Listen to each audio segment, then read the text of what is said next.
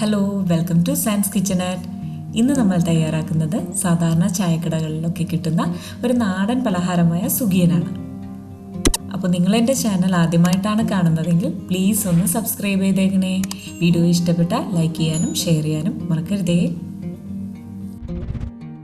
അപ്പോൾ നമുക്ക് നേരെ തന്നെ സുഗിയൻ ഉണ്ടാക്കാനായിട്ട് തുടങ്ങാം.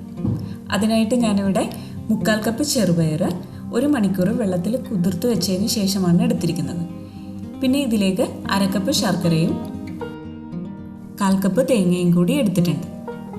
അപ്പോൾ നമുക്ക് ആദ്യമേ ചെറുപയർ കുക്കറിൽ വേവിച്ചെടുക്കാം. അപ്പോൾ ചെറുപയർ ഞാനിവിടെ വേവിച്ചെടുത്തിട്ടുണ്ട്. ഇതൊരു 3 വിസിൽ കേൾക്കുന്നത് വരെയാണ് വേവിച്ചെടുത്തിരിക്കുന്നത്.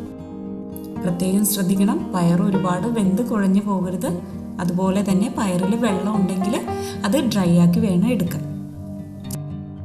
ഇനി നമുക്ക് ശർക്കര പാനിയാക്കാം. ചൂടായ പാനിലേക്ക് എടുത്തു വെച്ചിരിക്കുന്ന ശർക്കര ചേർത്ത് കൊടുക്കാം. ഇതിലേക്ക് 2 ടേബിൾ സ്പൂൺ വെള്ളവും കൂടി ചേർത്ത് ഇത് പാനിയാക്കി എടുക്കാം.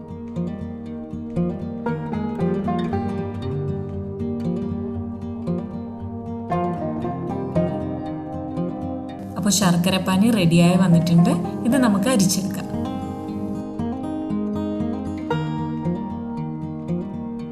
ഇനി സുഗിയനിലേക്ക് ആവശ്യമായ ഫില്ലിംഗ് തയ്യാറാക്കാം. ചൂടായ പാനിലേക്ക് 1 ടേബിൾ സ്പൂൺ നെയ്യ് ഒഴിക്കാം.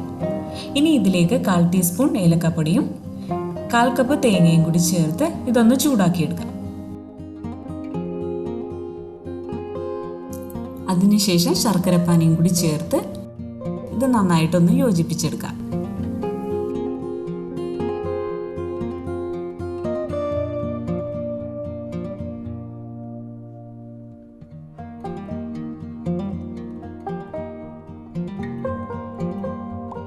അപ്പോൾ ഒരു 2 മിനിറ്റിന് ശേഷം ഇതിലേക്ക് വേവിച്ച് വെച്ചിരിക്കുന്ന ചെറുപയറും കൂടി ചേർത്ത് ശർക്കര പാനിയെല്ലാം നന്നായിട്ട് ഇതിലേക്ക് പിടിച്ചു വരുന്നത് വരെ ഒന്ന് ഇളക്കി യോജിപ്പിച്ചെടുക്കാം.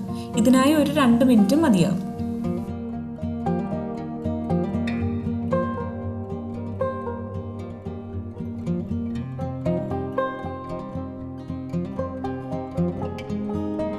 അപ്പോൾ ഇത് പാകമായി വന്നിട്ടുണ്ട്. ഇത് നമുക്ക് ചൂടാറാനായിട്ട് മാറ്റിവെക്കാം.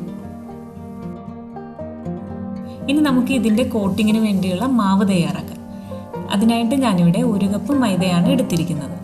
ഇനി ഇതിലേക്ക് 2 പിഞ്ച് മഞ്ഞൾപ്പൊടിയും പാകത്തിന് ഉപ്പും കൂടി ചേർത്ത് ഒന്ന് മിക്സ് ചെയ്തെടുക്കാം. അതിനുശേഷം ഇതിലേക്ക് ആവശ്യത്തിന് വെള്ളവും ചേർത്ത് മാവ് തയ്യാറാക്കിയെടുക്കാം. ഞാനിവിടെ 1 കപ്പ് വെള്ളമാണ് ചേർത്ത് കൊടുത്തത്. അപ്പോൾ നമ്മുടെ മാവ് റെഡിയായി വന്നിട്ടുണ്ട്. ഇത് ഒരുപാട് ലൂസ് അല്ലാതെയാണ് ഞാനിവിടെ തയ്യാറാക്കിയിരിക്കുന്നത്. ഈ ഒരു കൺസിസ്റ്റൻസിയിലാണ് എടുത്തിരിക്കുന്നത്. അപ്പോൾ നമ്മുടെ സുഗിയൻ്റെ ഫില്ലിങ് ചൂടാറി വന്നിട്ടുണ്ട്. ഇനി ഇത് ഉരുളകളാക്കി എടുക്കാം.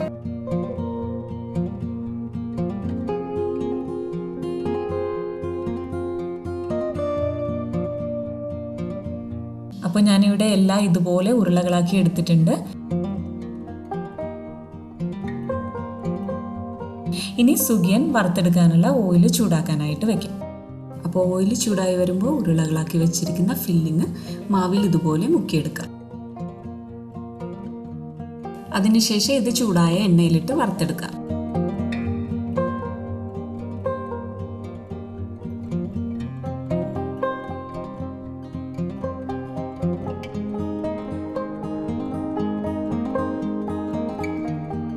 ഇത് തിരിച്ചും മറിച്ചും ഇട്ട് പെട്ടെന്ന് തന്നെ വറുത്തെടുക്കുക.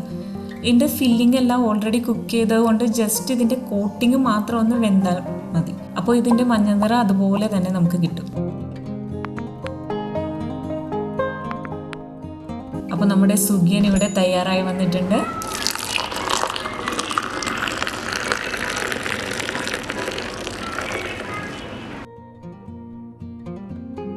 അപ്പോൾ ഇതെല്ലാവരും ഒന്ന് ട്രൈ ചെയ്ത് നോക്കുക. Thank you for watching.